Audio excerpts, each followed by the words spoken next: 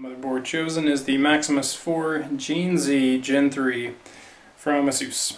The processor is the Intel Core i7 2600K. It's a socket LGA 1155, which has to match right there, which does. And the RAM is the Corsair Vengeance 16 gigabytes. It's 4 sticks of 4 gigabytes each. It's running at 1600 megahertz. So, let's get started. Okay, the CPU, let me unbox that first. There's a CPU on the top. The rest is like a heatsink and fan. Okay, pull that guy out, and they already have the thermal paste on there for you, but I'm not going to use a factory cooler because they're usually not very good. So take that guy out. And the CPU is behind this, so okay. There is your Core i7 processor. Now lay that aside, and if you can see on the motherboard, there's a little arrow pointing right there, and so there's an arrow on the processor as well, right there. So you have to line those up. They have to be the right orientation or it's not going to work. To get this one open, it has a lever, so you just push that down, pull it aside, pull it back, put this guy up, and there's a shield, so remove it gently so you don't bend any pins down there. Okay.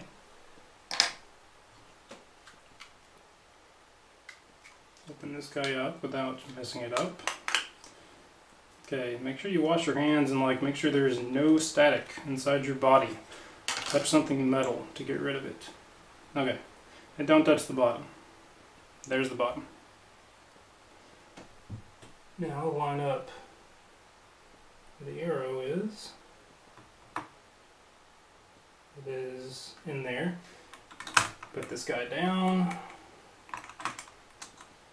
Make sure it's under that screw. It feels like you're going to break it, just keep pushing. It's tight. And now the CPU is inserted, ready to go on that part. So now we'll open the RAM. This is performance RAM, overclockable. I think you can push it to I don't know, 2100 megahertz. I forgot exactly what it was, but probably not going to go that far with it. Alright, it's pretty awesome. Alright, so when you're installing RAM, you probably need to read your motherboard manual to make sure you put it in the correct spots unless you're filling up all of them. And so, yeah, I'm filling them all up so yeah, pull these guys back. And so on cheaper boards, sometimes both of the things will flip out. Just this side on this really great board. Open this up. And again, static will kill memory. So make sure you don't have any static on you. Some people use wrist straps and stuff. Just touch your case or something metal to make sure there's no static in you. Alright, so colors do not matter since I am filling up all the slots. Just make sure they line up. Even pressure and push down. Hear the click, it's in there. So, we'll do the next one. And each RAM generation has a different kind of pin configuration. So it's DDR3, so there are more pins on one side than the other. So just line it up right. You cannot insert it incorrectly. So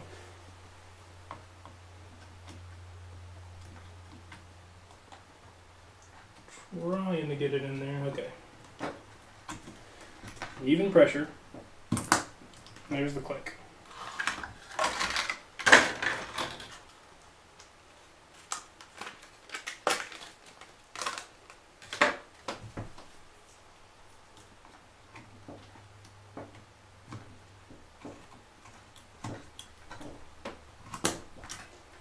And one more.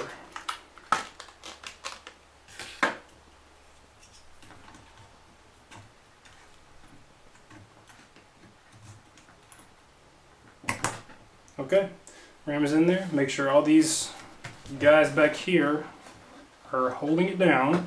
So when you're choosing a case, your main concern should be, does it fit the form factor of your board? So I chose the NZXT Phantom 410 first because it's awesome and it looks like something out of Mass Effect, but it also fits my form factor. It supports several form factors, and so the only one we're concerned about is Micro ATX, which is this guy right here. And so before you just put the board in there and start screwing away, you need to install the standoffs. So this is a standoff. You put the threaded part into the corresponding hole for your form factor, and it has a hole on the top which you screw through the motherboard into this, and yeah, it keeps the board off of the back so it doesn't short anything out, metal touching metal and all that. So to save time, I went ahead and inserted most of these, putting the last one in, so you just screw it down with your hand. What's nice is this Phantom 410 came with like a socket that fits over these. It makes it easier to get them tighter on there. So screw that in. So now you put your board in there, but first put the I/O shield on the back. And so make sure it's the right orientation. As you can see on the board, the PS2 is at the top and the analog audio is at the bottom. So line it up appropriately. PS2 at the top, analog audio at the bottom. Put the labels out, of course.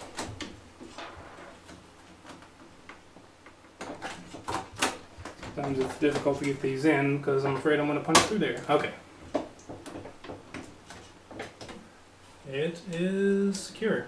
Okay, so now put your board in there. Just match up the holes and make sure your ports on the back are lining up. Okay. It's gotta push pretty hard against this I/O shield. There's some insulation there. So get your screws and go at it. So doesn't really matter what order you go in, just probably whatever would hold it in place easiest. I'll start with this guy. And don't use a magnetic screwdriver because you could screw things up on the board.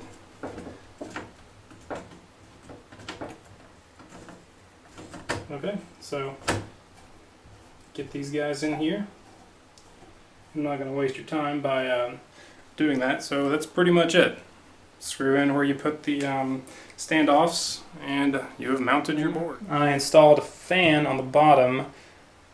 Just involved using 4 screws, screwing it to the bottom. I ran the cables from the front, so the HD audio, USBs, power reset, all that, and I ran the data cables for these 2 devices. So the SATA 3 is right here, SATA 2 is right here, and routed them up there. So I will start with the optical drive because it's probably the simplest.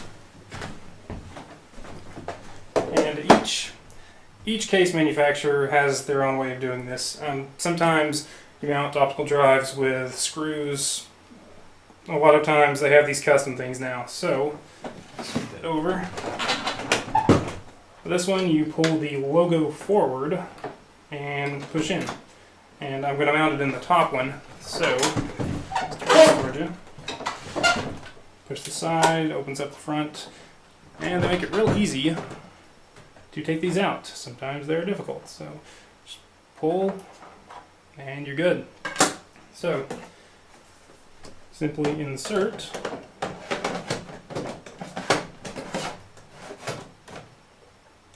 when it's about flush with that. You can check to see if it's going to close. So push this down right in the holes. Worked out. So now check this. It's not going anywhere. You can see that. Not going anywhere. Okay. Now, that's pretty much it. I will run the data cable to it.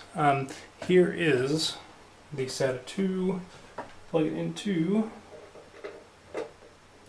the data side. So we're good. I've got to run the power to it, but data's taken care of. The SSD. This is my first SSD. I usually had hard drive before this, like everyone else, but decided it's time to get with the times. So, I'll open the box if it'll open. Okay. This is a Samsung 830 series. There's a copy of Batman Arkham City, which is a great game. I already played on Xbox, but whatever. So yeah, Samsung. It's 128 gigabytes, which, I mean, I'm just going to install like Battlefield, Team Fortress, that might be it, a couple more Valve games maybe. But yeah, that shall suffice.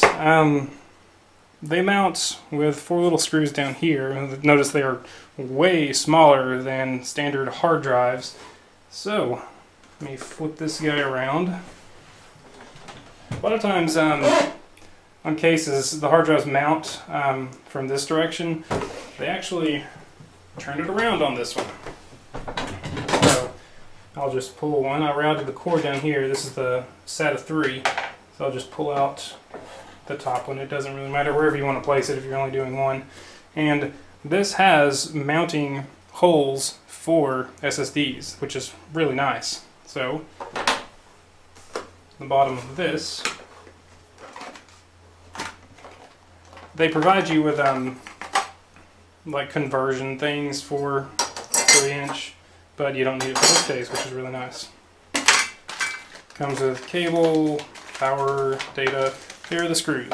The Samsung 830 series 128 gigabyte SSD has been mounted. I will insert here. Clicked, so it's locked in. Flip it around. Plug the SATA 3 to the data slot. There it is. So, just run power to it, and you're going to install a Zalman CNPS 9900 Max CPU cooler into an Intel LGA socket 1155. So, with these aftermarket coolers, they want to make them compatible with all kinds of different boards, and so there's kind of a lot of assembly you have to do, like with the back plates, with the base of the cooler, to make it compatible with your board. So, I went ahead and did that since it's trivial and it takes a while and it's awkward, so yeah.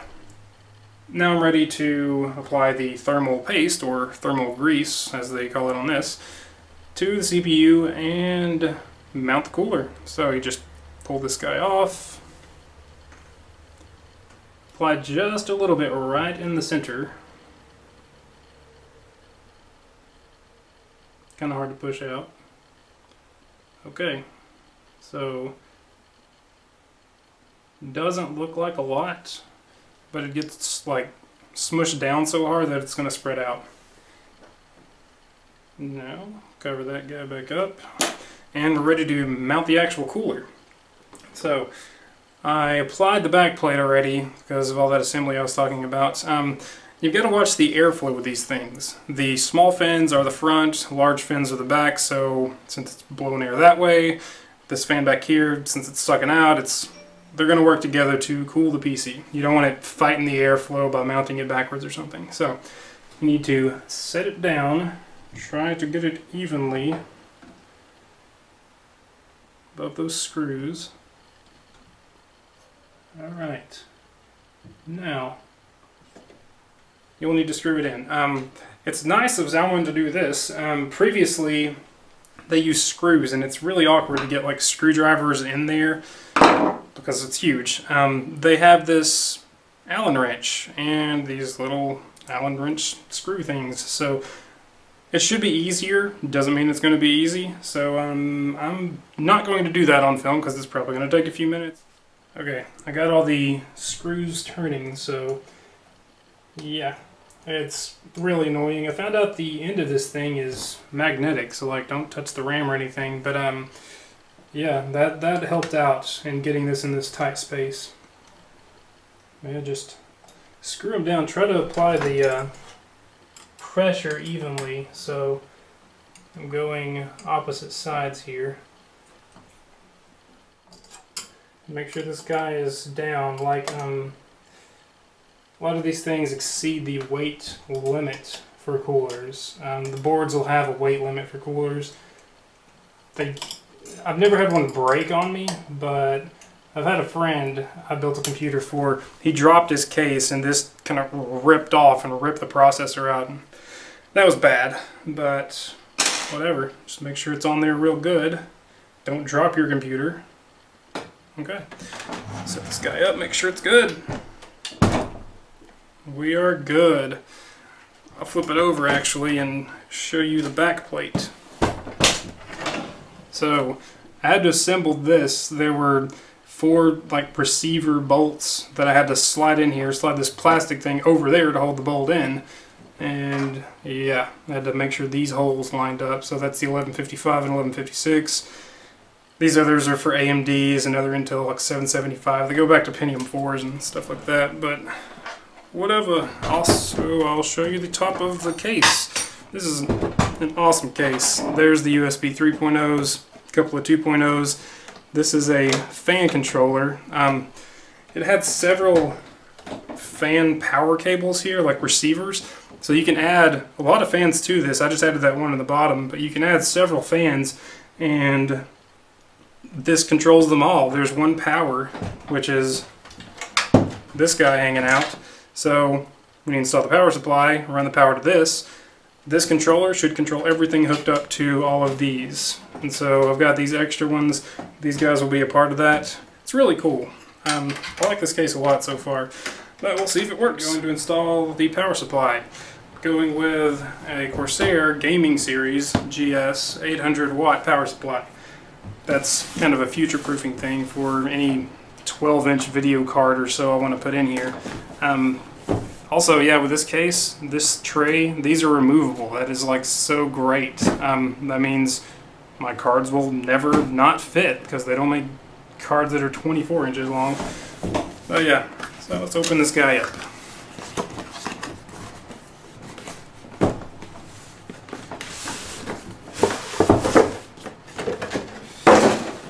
Boxes within boxes.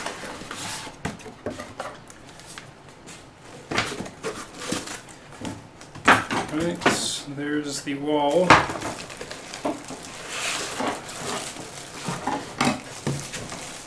Bundle of cables.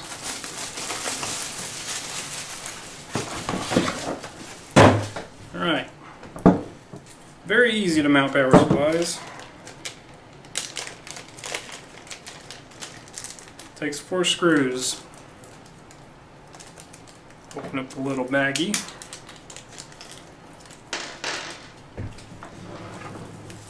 You can untangle your cords.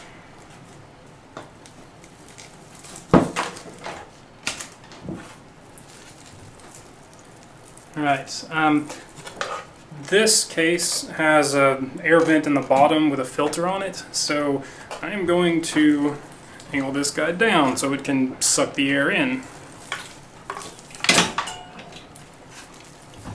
Right, let's get the cables out of the way. And the back of cases, you'll be able to mount them either way you want. Upside down, right side up, it doesn't matter. They go right. Yeah.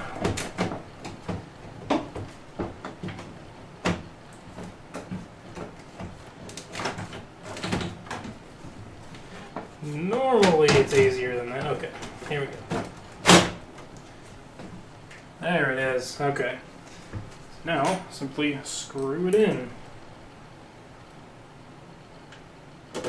That's about it. I'm going to install the video card. Specifically the MSI Radeon 6850 Cyclone. So let's get started. I ran all the power cables for the power supply behind this. I put on the back now. Left a PCI Express out for this guy and plug the power in and all that. There's the power to the SSD, power to the optical drive. And yeah, so let's unbox this guy. More advertising.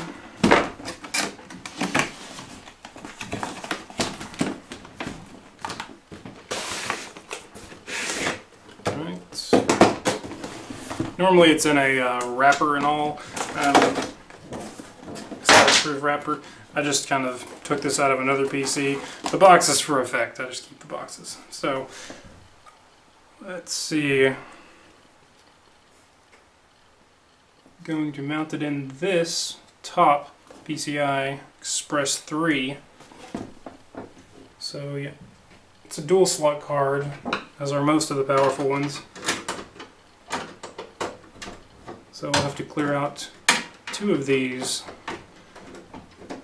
The one next to the PCI Express and the one below.